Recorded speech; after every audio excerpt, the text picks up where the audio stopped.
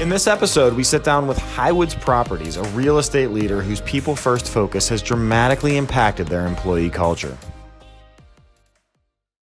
When you moved, or when you came to Highwoods, I know the businesses before were like 70 employees, and then you jumped into like 470 employees. Mm-hmm. What is the difference between, because we have a lot of customers that are in that kind of, let's say, 70 to 150, and they struggle with corporate communications. I'm dying to know what you saw when you moved from like 70 to 470.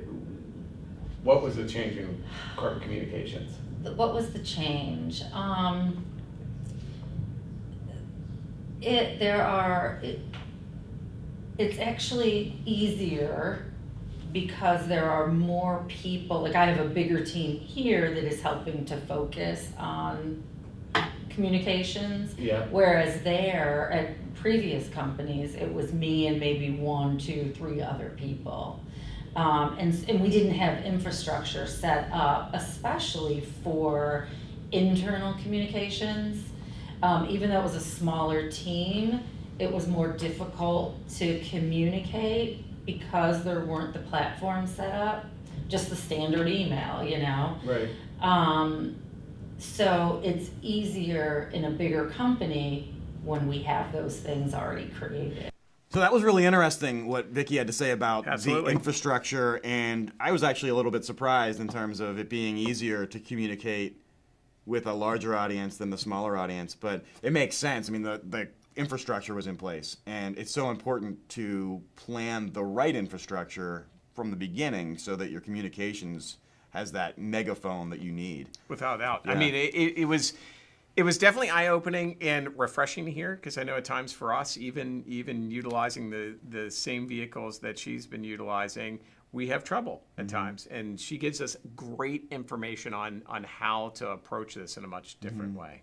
What do you find is the best communication vehicle today?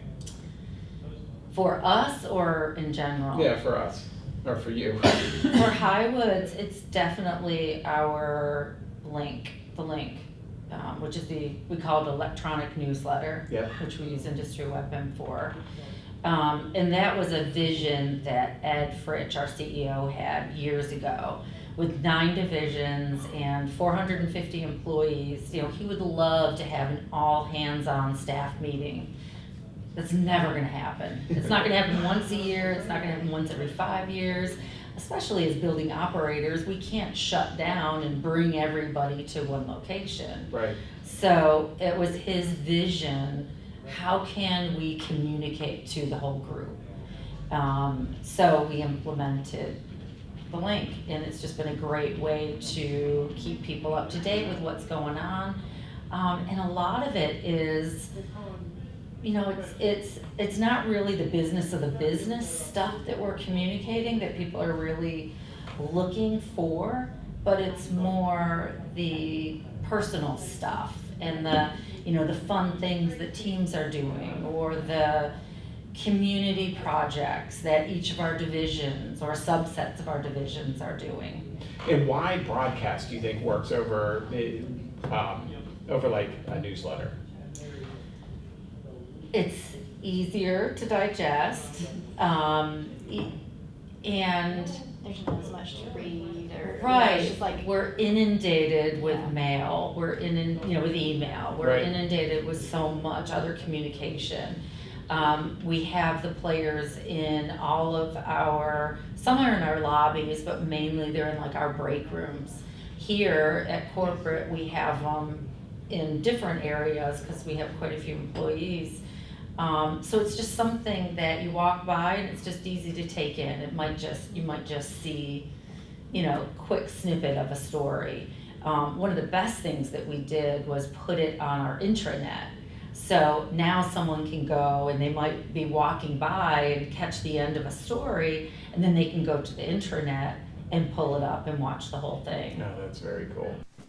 So she's so right about the hands-on and getting everybody in the room. I know even for our organization, which is much smaller than a Highwoods, it's really hard to get everybody in the room at one time. Yeah, without a doubt. Well, and I think what's neat is she hits on several times the key elements of a business impact, right? Yep. It's habits, it's fun, it's creativity, it's allowing the culture to actually surface from the employees and then celebrating that. I think that was the biggest eye opener for me, is how they allowed the employees to continue to be creative and be themselves. Yep. And at the same time celebrate them coming together as a team. It was Absolutely. amazing. And you figure how many facilities they're orchestrating this in is really kind of cool. Absolutely. Yeah. And what do you find resonates the most? What is the content that you know, this content is absolutely not going to work? Or better yet, the content that you first started deploying that you thought was going to be awesome? That, like, what was the track you walked down and were like, I know this is going to kill it, and it was garbage? Yeah, I'll let Anna answer I that think there were a question. few. I have a ton in ours, so. Gosh, I can't. There was like Miller Time, and Jenny, you might. I It was at this point we realized Janny needed to be in the frame whether she liked it or not. We did send out a survey, and the thing that we found that people really resonated with the most is they wanted to know more about what the divisions were doing and more of what's the everyday man doing. And People like them. people like them, exactly. And that was what really, they understand buildings, like they get that, that's what they do every day. What else are we doing? What's our culture like? That was Yes. the big And thing. that's the big thing, is it's the culture. You know, we've had a couple things where we've pulled together silly little videos, or like for every year Ed has a road show where he goes to each of the divisions and gives the same road show, the same story, kind of the state of us. And it's a 3-hour meeting, and he's talking to all the different audiences, but everybody loves it. Everybody loves to hear what he has to say.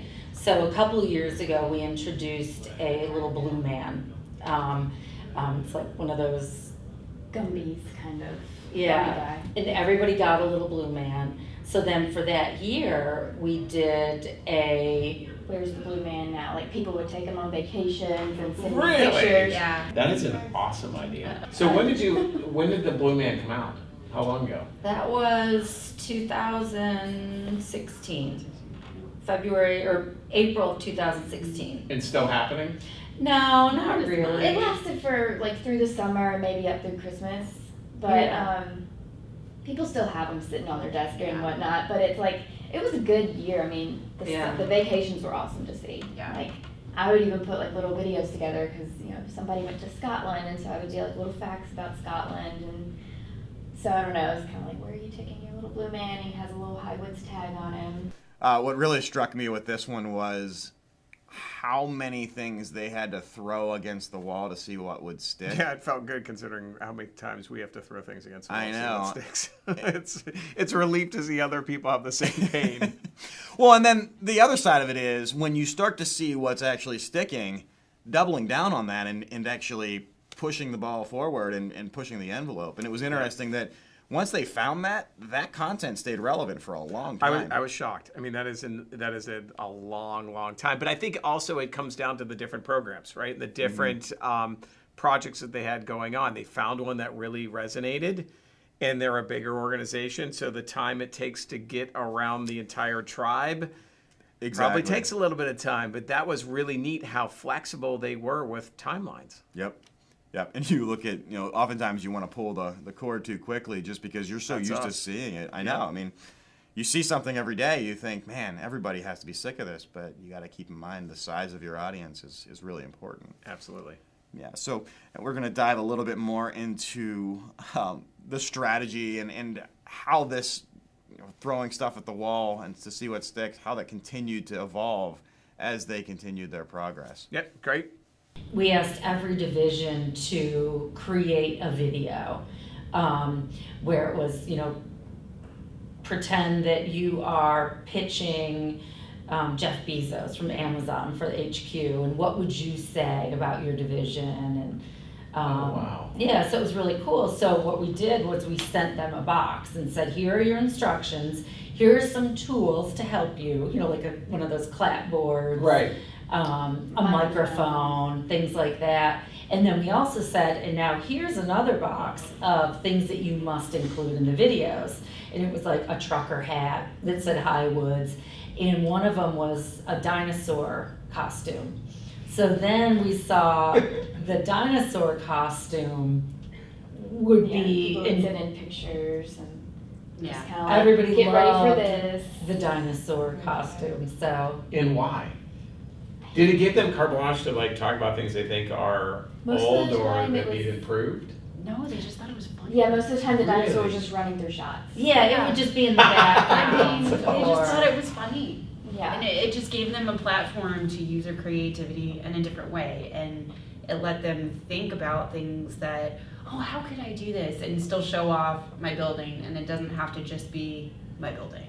It really allowed them to kind of creatively think about ways to show off assets or even just their division and the division culture versus the company culture. So I loved the concept there, giving them a set of props and allowing them the employees to dictate the culture and how the communications were created is really interesting. Yeah, the idea of a box that has creative elements, but really no instructions on Yep. what to do with those is brilliant. I think it also gives people permission to have fun. It gives them permission to be goofy, right? To let loose a little bit, but at the same time work within these parameters, Right. which is talked about quite a bit in the theme of this creativity and allowing the employees to really expand on that is genius in this. It is, and if you think about it, I mean, how many times does an initiative get put out with really no direction, expecting the creativity to just come? Right. Giving them something to play with, that just it sparks ideas and actually sparks the creativity to create. Yeah, and I think that's something that gets missed an awful lot. If you take some time to think through how you're going to try to elicit creativity from the culture is just as important as the creativity itself. And these folks do it time and time again. You look at the link. That was something that was created as a platform to celebrate this creativity. Right. It had to be built before the box of cool things showed up at the doorstep of each and every facility that they owned. Yep, It's great. it is. So people get excited about it, and what Anna does too is we're always trying to make sure the content stays fresh. So we have a calendar where there are certain pieces that'll stay up for maybe a week, other things that might stay up for 2 weeks, or it could be just a couple days if it's just a one-off message. So Anna does a great job making sure that we have 16, 17, 20 minutes of Highwoods content that runs on the hour, and then you guys provide great filler for the rest of the hour, the joke of the day, and people love that stuff. It's really interesting how they're reinforcing something that you've been saying for years, and that's the weighting of content really needs to be 70% socially relevant content, Yes. 30% core, Yep. and it makes a ton of sense. I mean, look It's at a the tough results. pill to swallow, though, and realizing that all that money and investment in a platform that you thought was all about your brand and your messaging, it needs to be balanced with socially relevant content. But the reality is, and these guys have figured it out, is that participation is the point. That attention to the screens is the point. Getting folks involved in these programs is the point. It's as important, if not more important, than the messages you're putting on these boards. Absolutely. And they are actually creating the socially relevant content, which I know we have a lot of that available for folks who don't have it today, but they're creating it, and they're spending a ton of time making that stuff, and it's amazing how much that has made an impact. Yeah, and you wonder how much of that activity has created these positive collisions with colleagues within the organization that also resonates with how they've grown as a company. Yeah. And I got to think it's a big part. That's why they're investing the amount of money they're investing and the time and the resources, and it's showing up.